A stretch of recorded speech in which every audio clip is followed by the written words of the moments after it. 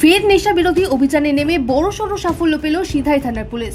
গোপন সংবাদের ভিত্তিতে রবিবার রাতভর যৌথ অভিযান চালিয়ে সিধাই থানাধীন রবীন্দ্রপল্লী এলাকা থেকে আনুমানিক 4 লক্ষ টাকা বাজার মূল্যের 2400টি ইয়াবা ট্যাবলেট উদ্ধার করেছে পুলিশ।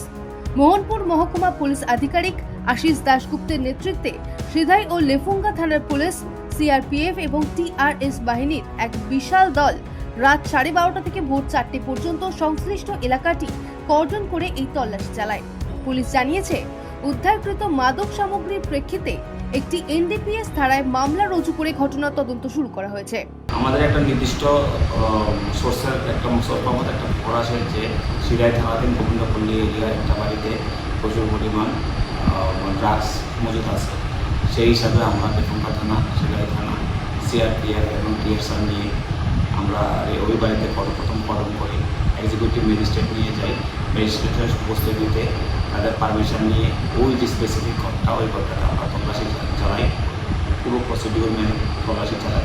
তল্লাশিতে প্রায় 2400 ইয়াবা ট্যাবলেট আমরা উদ্ধার করে, যার ওজন ছিল 240 গ্রাম। পুলিশ সূত্রে জানা গিয়েছে, রবীন্দ্রপল্লী এলাকার কুখ্যাত মাদক কারবারি বিজয় পালের বাড়িতেই এই অভিযান চালানো হয়। অভিযুক্ত বিজয় পাল মোহনপুর ও সিমনা এলাকায় দীর্ঘদিন ধরে মাদকের জাল বিস্তার করে রেখেছে এবং 2023 সালেও একই অভিযোগে সে পুলিশের হাতে গ্রেফতার হয়েছিল। তবে রবিবার রাতে পুলিশের উপস্থিতি টের পেয়ে সেই ঘটনাস্থল থেকে গা ঢাকা দেয় মাদক কারবারি।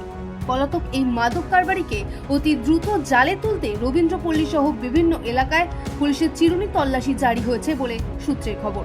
ত্রিপুরা থেকে দেবাশিস বোসের রিপোর্ট, সিএন ত্রিপুরা।